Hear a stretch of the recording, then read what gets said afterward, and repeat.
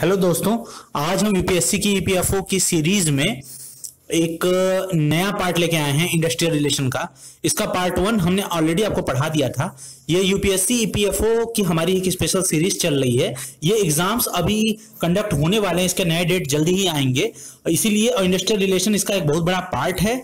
और इस पार्ट से कुछ नहीं तो कम से कम 5 to 10 नंबर के क्वेश्चंस एग्जाम में जरूर आएंगे, तो इसीलिए ये बहुत इंपॉर्टेंट हो जाता है। हमने इसे कई पार्ट में डिवाइड किया है। तो इंडस्ट्रियल रिलेशन को हम कंप्लीट करने वाले, क्योंकि अपने आप में थोड़ा ये बड़ा टॉपिक है। तो इसमें हम आपको इससे पहले कि ये सीरीज हम शुरू करें, हम आपको ये बता दें कि इंडस्ट्रियल रिलेशन के पार्ट फर्स्ट में हमने क्या पढ़ाया था। तो देखिए फ्रेंड्स, इंडस्ट्रियल रिलेशन के पार्ट फर्स्ट में आपने अगर वीडियो नहीं देखा होगा तो डिस्क्रिप्शन पे जाके लिंक से देख लीजिएगा उस वीडियो को। और हमने इसमें सबसे पहले इसके डिफिनेशन के बारे में जाना था, उसके बाद हमने जाना था नेचर क्या होता है इंडस्ट्रियल रिलेशन का, उसके बाद हमने ये जाना था कि कैसे एक गुड इंडस्ट्रियल रिलेशन को एस्टेब्लिश किया जाता है, उसके क्या क्या फॉर्मूले हैं हमने उसके बारे में आपको बताया था। साथ ही ऑब्जेक्टिव क्या होता है इंडस्ट्रियल रिलेशन का, एक गोल क्या होता है, एम क्या होता है, वो हमने बताया था इसमें। तो अब हम ये पार्ट 2 लेके आए हैं इसका, और अब हम इसी को आगे लेके चलेंगे। और इस सीरीज में हम लोग जानेंगे कि स्कोप क्या होता है इंडस्ट्रियल रिलेशन का, मेजर एस्पेक्ट्स क्या होते हैं इंडस्ट्रियल रिलेशन के, प्रमोशन के इसमें जो एस्पेक्ट है उनके बारे में डिटेल में बताएंगे आपको हम। उसके साथ कौन कौन से फैक्टर हैं जो इंडस्ट्रियल रिलेशन को अफेक्ट करते हैं उसके बारे में हम आपको बताएंगे। तो फ्रेंड्स, ये सारी चीजें इस वीडियो में होने वाली हैं। चैनल को सब्सक्राइब नहीं किया होगा अभी तक तो कर लीजिएगा दोस्तों, क्योंकि इस तरह की इंफॉर्मेटिव वीडियो आपको मिलती रहती हैं। साथ ही साथ बेल आइकन को भी अगर आपने हिट नहीं किया होगा तो कर लीजिएगा, क्योंकि इससे हमारी जो भी वीडियो लोड होगी उसका नोटिफिकेशन आपको सबसे पहले मिल जाएगा। तो चलिए फ्रेंड्स शुरू करते हैं। देखिए, स्कोप क्या होता है इंडस्ट्रियल रिलेशन का। किसी भी चीज का जब हम लोग स्कोप वर्ड का यूज करते हैं तो कहीं पे भी कोई बात होती है तो हम लोग कहते हैं कि इस चीज का स्कोप क्या है, मतलब इस चीज से हम क्या गेन कर सकते हैं, मतलब क्या क्या हमें मिल सकता है। स्कोप होता है ना, जैसे कि कोई कैरियर लोग कहते हैं कि इस कैरियर का क्या स्कोप है, मतलब अगर आपको उस कैरियर में मान लीजिए कोई कहता है कि एमबीए का क्या स्कोप है, तो अगर आप एमबीए को कंप्लीट कर लेते हैं तो उससे आपको क्या क्या अपॉर्चुनिटीज आगे मिल सकती हैं, जैसे जॉब, सैलरी, पैकेज, और कौन कौन सी कंपनियां हायर कर सकती हैं, ये सारी चीजें डिपेंड करती हैं स्कोप पे। मतलब स्कोप किसी भी चीज का भविष्य बताता है। उसी तरह हम आज इसमें जानेंगे कि इंडस्ट्रियल रिलेशन का स्कोप क्या है, इसका क्या भविष्य, इससे क्या क्या फायदे होते हैं। देखिए, इंडस्ट्रियल लाइफ जो होती है वो बनाती है क्या, एक ढेर सारे सोशल रिलेशनशिप को।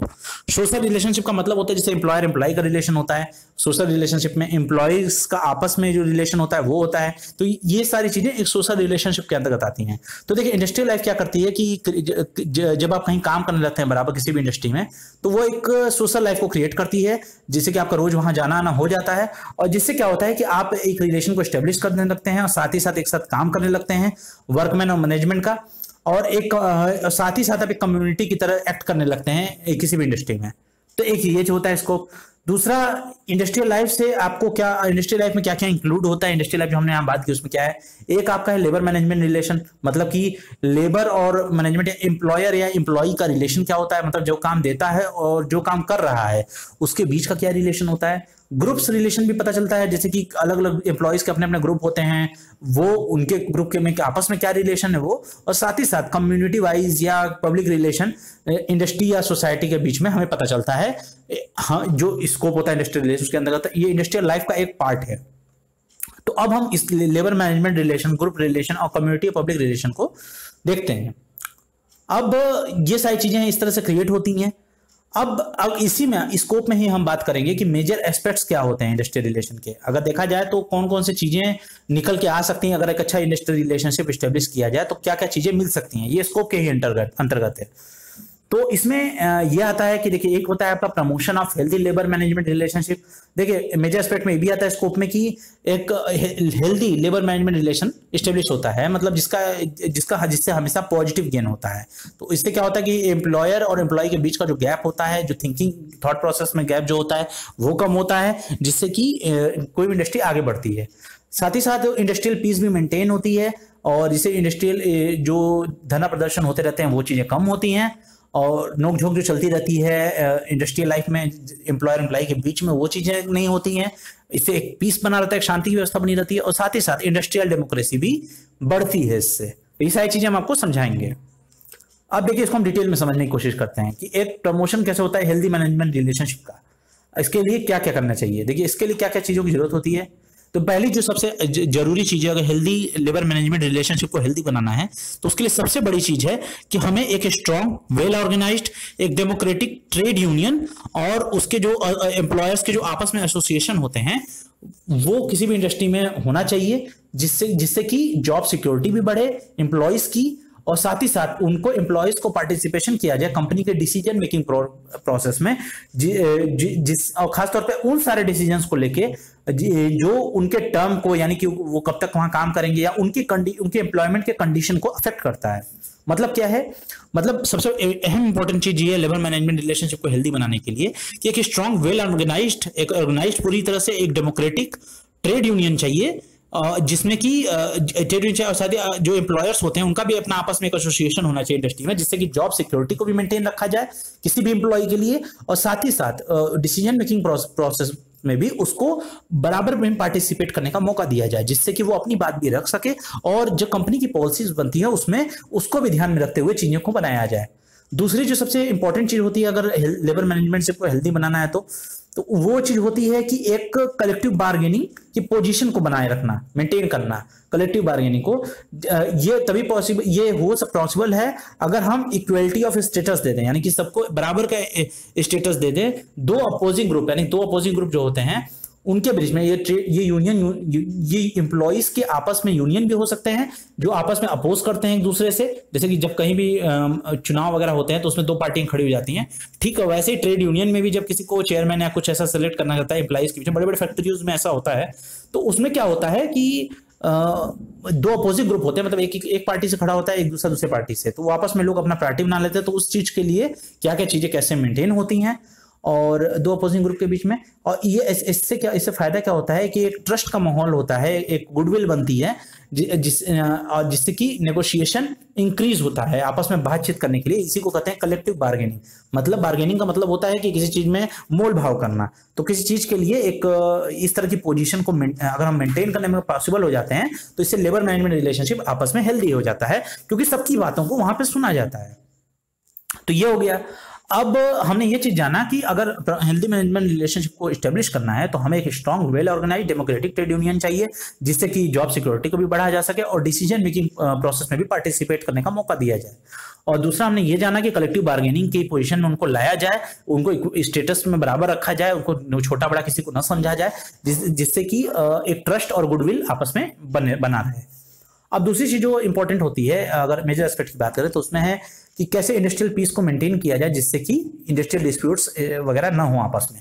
तो इसके लिए देखिए पहली चीज जो है सबसे इंपॉर्टेंट मशीनरी इस चीज के लिए है वो है लेजिस्लेटिव और एडमिनिस्ट्रेटिव इनेक्टमेंट जो होता है, जैसे कि industrial disputes act, industrial employment and standing orders act, works committee act, committee and joint management council, एक ये चीज होती है। और एक होता है conciliation officers and boards of conciliation, labour courts और industrial tribunal, national tribunal, court of inquiry, voluntary arbitration, की सारी चीजें आ जाती हैं एक लेजिस्लेटिव प्रोसेस और एडमिनिस्ट्रेटिव इनेक्टमेंट में ये चीजें आ जाती हैं। अब ये सारी चीजें जो मैंने आपको बताई ये सारे इंपॉर्टेंट मशीनरी हैं। मशीनरी का मतलब कि जिनसे कि कोई भी व्यवस्था, इंडस्ट्रियल पीस को अगर मेंटेन रखना हो तो अगर हम उसकी कानून व्यवस्था और उसके प्रशासनिक चीजों को अच्छे से रखें तो वहां पे झगड़े कम होंगे और इंडस्ट्री में शांति से काम होगा, जिससे प्रोडक्टिविटी भी बढ़ेगी, एम्प्लॉय के लिए भी फायदा, विन विन सिचुएशन है ये, एम्प्लॉय के लिए भी, एम्प्लॉयर के लिए भी। आप देखिए, और दूसरी चीज जो आती है इसी में कि ये एक बाईपार्टाइट और ट्रीपार्टाइट, यानी कि जो द्विपक्षीय और त्रिपक्षीय जो फोरम होते हैं दो ग्रुप और तीन ग्रुप के, ये डिस्प्यूट्स को, किसी भी डिस्प्यूट को खत्म करने के लिए ये दो द्विपक्षीय और त्रिपक्षीय चीजों को सेटलमेंट के लिए एक फोरम मेंटेन किया जाए। ये सारे जो फोरम होंगे वो एक्ट करेंगे एक कोड ऑफ डिसिप्लिन के द्वारा किसी भी इंडस्ट्री में, और जिससे कि कोड ऑफ एफिशिएंसी और वेलफेयर और मॉडल स्टैंडिंग ऑर्डर और ग्रीवेंस प्रोसीजर, इन सारी चीजों पे ये काम करेंगे। अब ये देखिए, इसमें हम आपको ये बता दें कि फोरम क्या चीज होती है। फोरम भी ही एक तरह का एक एसोसिएशन होता है जिससे कि कोई भी चीजें डिसिप्लिन को लेकर कोई भी चीजें बनाई जाती है, लेजिस्लेचर की तरह ही काम करते हैं, ये भी एक ऑर्गेनाइजेशन की तरह ही काम करते हैं। तो ठीक उसी तरह से द्विपक्षीय और त्रिपक्षीय हम लोग एक सेटलमेंट डिस्प्यूट्स को खत्म करने के लिए, देखिए जितना डिस्प्यूट इंडस्ट्री में नहीं होंगे, जितनी लड़ाइयां इंडस्ट्री में नहीं होंगी, उतना ही इंडस्ट्री में पीस, शांति व्यवस्था बनी रहेगी और ये सभी के लिए अच्छा है। अब देखिए, तो तीसरी चीज है मेजर एस्पेक्ट्स में, वो आता है इंडस्ट्रियल डेमोक्रेसी को मेंटेन रखना। तो अब बढ़ाना मतलब इंडस्ट्रियल डेमोक्रेसी होती क्या है, पहले ये समझा जाए। तो देखिए इंडस्ट्रियल डेमोक्रेसी से मतलब क्या है कि लेबर जो होता है उसको वो सारे अधिकार मिलना चाहिए जिससे कि किसी भी इंडस्ट्री को रन करने के लिए जो कि जरूरी होती है, लेबर को वो सारे अधिकार देने के लिए, जिससे कि कोई भी इंडस्ट्री रन करे, जिससे उसके लाइफ पे ज्यादा इफेक्ट ना पड़े और उसकी बातों को भी सुना जाए। मेन लक्ष्य यही होता है इंडस्ट्रियल डेमोक्रेसी का। और इसको अगर पूरा करना है तो इसके लिए हमको कुछ चीजें करनी होंगी। जैसे पहला कि हमें उनकी वर्किंग और लिविंग कंडीशन को सुधारना होगा, एम्प्लॉयज को, और प्रोडक्टिविटी को भी इंप्रूव करना होगा। और साथ ही साथ अगर उन किसी मैटर में फंसते हैं तो एडमिनिस्ट्रेशन ऑफ लॉज और एग्रीमेंट के मैटर में भी उनकी पूरी मदद करनी होगी। और ऐसा करने के लिए क्या कंपनीज को क्या क्या स्टेप लेने होंगे, उन्हें स्टेब्लिश करना होगा एक शॉप काउंसिल को और ज्वाइंट मैनेजमेंट काउंसिल को उन्हें करना होगा।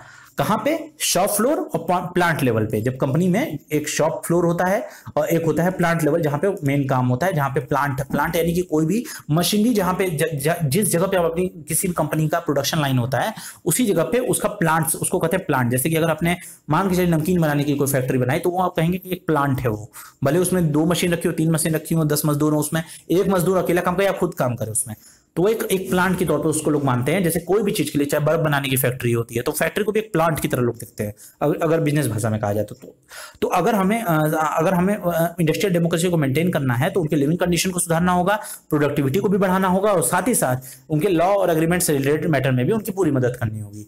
और ये तभी पॉसिबल जब हम एक शॉप काउंसिल बनाए, ज्वाइंट मैनेजमेंट काउंसिल बनाए, तब ये पॉसिबल है। दूसरी चीज ये है कि लेबर को दिखे किसी भी कंपनी में आर्टिकल से ज्यादा नहीं, या किसी चीज से ज्यादा जिसको बेचना खरीदना होता है उससे ज्यादा नहीं देखना चाहिए। जिसको बेचा जा सकता है कभी भी, मतलब बेचना खरीदने का मतलब यहाँ से ये है कि उसको जब चाहे तब नौकरी पर रखा और जब चाहे तब निकाल दिया। तो ऐसे के लिए उसके अधिकारियों की रक्षा होनी चाहिए। और इसी के लिए कंपनी को क्या करना चाहिए, एक ह्यूमन राइट्स बनाना चाहिए, उसमें अपनी कंपनी में एक डिपार्टमेंट बनाना चाहिए। जो ये बहुत इंपॉर्टेंट रोल करता है किसी भी इंडस्ट्री में। तो एक ये चीज हो गई, इससे भी इंडस्ट्रियल डेमोक्रेसी बनी रहेगी। डेमोक्रेसी को मेंटेन करने के लिए कंट्री का डेमोक्रेसी होता है या इंडस्ट्रियल डेमोक्रेसी, सेम उसी तरह से है। तो अब इंडस्ट्रियल डेमोक्रेसी को और प्रमोट करना हो तो उसके लिए क्या करना चाहिए, हमें इंप्रूवमेंट लाना होगा। जितने वर्कर्स होते हैं उनके स्किल में, उनको प्रॉपर ट्रेनिंग के द्वारा ये पॉसिबल है। और उनकी प्रोडक्शन में जैसे design process, material, equipment, layout और वर्क मेथड्स, और साथ ही साथ टेक्नोलॉजी को इम्प्रूव करके और टेक्नोलॉजी को इम्प्रूव करने के लिए ज्यादा से ज्यादा टेक्नोलॉजी को खरीदना और मैनेजमेंट प्रैक्टिसेस को भी सुधारना, ये सारी चीजें की जाए अगर, तो इससे क्या होता है, ये सारी चीजें जरूरी होती हैं।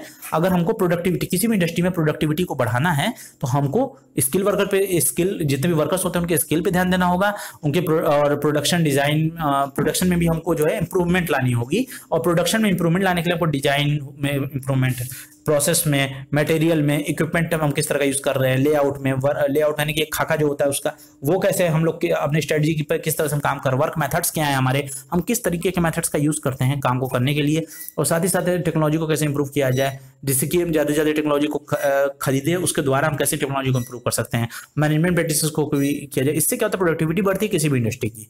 तो फ्रेंड्स ये सारी चीजें थी। तो अगर हमें प्रमोट करना है इंडस्ट्रियल डेमोक्रेसी को तो हमें सबसे पहले वर्कर्स की लिविंग कंडीशन को सुधारना होगा। उसके लिए shop council, joint management council बनाना होगा। साथ ही साथ ह्यूमन राइट्स के लिए भी काम करना चाहिए। ह्यूमन राइट्स का डिपार्टमेंट बनाना चाहिए इंडस्ट्री में, जिससे कि क्योंकि लेबर को किसी आर्टिकल की तरह हम ना देखें, हम उसको एक इंसान की तरह देखें।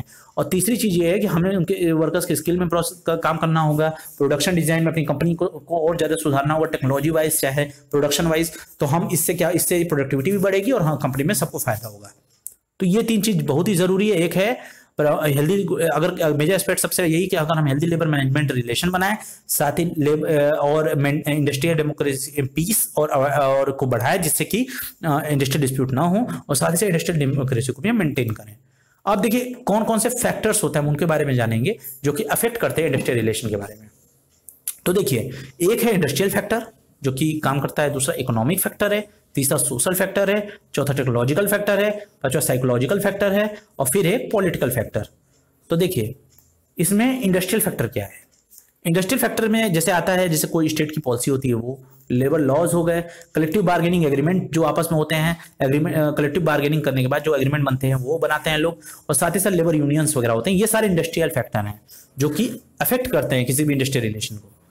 इकोनॉमिक फैक्टर में आते हैं जैसे सोशलिस्ट हो गए, ये साथ ही साथ ये ओनर के लिए बेसिकली सोशलिस्ट होते हैं, कैपिटलिस्ट होते हैं, कम्युनिस्ट होते हैं, और डोमेस्टिक या एमएनसीज होते हैं वो गवर्नमेंट के लिए cooperative ownership, level of unemployment, labour market relativity और इम्पैक्ट ऑफ डब्ल्यूटीओ का इम्पैक्ट पड़ता है, वो चीजें आती हैं इसमें।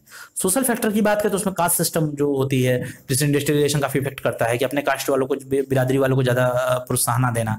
और जॉइंट फैमिली सिस्टम भी आता है इसमें। जॉइंट फैमिली सिस्टम का यहाँ मतलब ये है कि ये अगर हम जॉइंट फैमिली में जैसे बाप के बाद बेटे ने गद्दी संभाल ली, फिर बेटे के बाद उसने, तो इससे क्या होगा, नए लोगों को मौका नहीं मिला। और कंपनी में भी साथ ही साथ भाई भतीजा बाजू चलता है, वो चीजें ज्वाइंट फैमिली सिस्टम में आती हैं, जिससे कि नए लोगों को काम पे मौका नहीं मिलता, तो वो चीज को भी ध्यान में रखना है। साथ ही सोशल वैल्यूज पर ध्यान देना है, नॉर्म्स पे, स्टेटस पे ध्यान देना है, और ये साथ ही साथ इंडस्ट्रियलाइजेशन पे भी ध्यान देना है, जो कि स्टार्टिंग में क्या होता है इंडस्ट्रियलाइजेशन में कि ये रिलेशनशिप को बनाती है, बढ़ाती है, कैसे, मास्टर सर्वेंट रिलेशन। एक मास्टर होता है, एक उसका सर्वेंट होता है, हाई कास्ट और लो कास्ट एक्सेट्रा। बाद में चीजें और जाके बड़ी हो जाती हैं, तो सोशल फैक्टर में भी इग्नोर नहीं किया जा सकता। चौथा आता है टेक्नोलॉजिकल फैक्टर, इसमें आता है वो टाइप और वो रेट कौन सा है, टेक्नोलॉजी का कौन सा यूज कर रहे हैं हम, और साथ ही साथ रिसर्च एंड डेवलपमेंट, कंपनी का R&D department research and development पे हम कितना काम कर रहे हैं। साइकोलॉजिकल फैक्टर की बात करें तो ओनर्स का एटीट्यूड कैसा है, अपने वर्कर्स के प्रति परसेप्शन वो कैसा रखता है, और वर्कफोर्स कैसा, मतलब कैसा वो पहले से एक उसका क्या डिसाइडेड माइंड है किसी भी वर्कर को लेके, वो उन्हें पसंद करता है कि नहीं करता है। साथ ही साथ वो मोटिवेशन और डिससेटिस्फैक्शन, ये सारी चीजें आती हैं जो फैक्टर इंडस्ट्रियलाइजेशन को साइकोलॉजिकली अफेक्ट करते हैं। पॉलिटिकल फैक्टर की बात करें तो सिस्टम ऑफ गवर्नमेंट, किस तरह से गवर्नमेंट का सिस्टम चेंज होता रहता है, नए नए रूल्स आते रहते हैं, वो चीजें हैं। साथ ही जितने रूलिंग एलाइट हैं जो रूल करते हैं वो अपोजिशन लीडर्स होते हैं, वो सारी चीजें उनके जो थॉट प्रोसेस होते हैं वो इफेक्ट करते हैं। तो ये सारे फैक्टर्स थे जिसमें industrial, economic, social, technological, psychological, political factor, ये सारे देखिए एग्जाम में MCQ फॉर्मेट में आपके सामने आएंगे। पता होना चाहिए, हमने उतनी इंफॉर्मेशन दे दी जितनी एग्जाम में आपको बहुत ही इंपॉर्टेंट है। आपको इसमें बहुत ही मतलब आउट ऑफ द बॉक्स जाने की जरूरत नहीं है, आपको एक निश्चित एक सिलेबस के बाउंड्री में ही आपको रहना है। तो फ्रेंड्स इसीलिए मैंने आपको बताया। तो हमने इस वीडियो में आपको बताया पार्ट 2 में कि स्कोप क्या होता है इंडस्ट्रियलाइजेशन का, कौन से मेजर एस्पेक्ट है, प्रमोशन होता है, कैसे हेल्दी लेबर मैनेजमेंट रिलेशनशिप को प्रमोट किया जा सकता है, इंडस्ट्रियल पीस को हम कैसे बढ़ा सकते हैं, इंडस्ट्रियल डेमोक्रेसी को हम कैसे बढ़ा सकते हैं, और कौन कौन से फैक्टर इंडस्ट्रियल रिलेशनशिप को अफेक्ट करते हैं। तो फ्रेंड्स ऐसा था। अब हम पार्ट 3 इसका लेके आएंगे, इसमें इंडस्ट्रियल रिलेशनशिप की थियरी को भी हम समझेंगे, और कई चीजें हमको इसमें समझ नहीं होंगी, हम आपको वीडियो बनाएंगे इसमें। तो आप जरूर देखिएगा, हमारे वीडियो को सब्सक्राइब कीजिए, हमारे चैनल को सब्सक्राइब कीजिए, जिससे कि और इस तरह की वीडियोस आपको मिल पाए। वीडियो को लाइक कीजिएगा और शेयर भी करिएगा अपने फ्रेंड्स के साथ, जिन्हें उन्हें भी पता चल सके कि यूपीएससी की EPFO की ऐसी सीरीज पे चल रही है। और साथ ही साथ हमारे वीडियोस को भी आप देखिएगा कि किस तरह से हमारे वीडियोस कैसे परफॉर्म कर रहे हैं, और किस तरह से हम कितने लोगों की मदद हो रही है उससे। और टिस्का को आज इस मुकाम पे आप लोग लेके आए हैं, इसके लिए आपको तहे दिल से धन्यवाद। और अगर आप कोई भी shirt, pant, T shirt, jeans कुछ भी चाहिए आपको, तो हमारे फेसबुक पे जाके आप हैंडल पे देख सकते हैं कौन कौन से प्रोडक्ट आप सेल करते हैं, और इस पे नंबर पे भी जाके आप मांग सकते हैं। तो आपको आप बताएंगे तो हमारे वहाँ एग्जीक्यूटिव आपको दिखाएंगे प्रोडक्ट, और 9 दिनों के अंदर प्रोडक्ट आपके घर तक पहुंच जाएगा। कैश ऑन डिलीवरी हम लोग ऑफर करते हैं।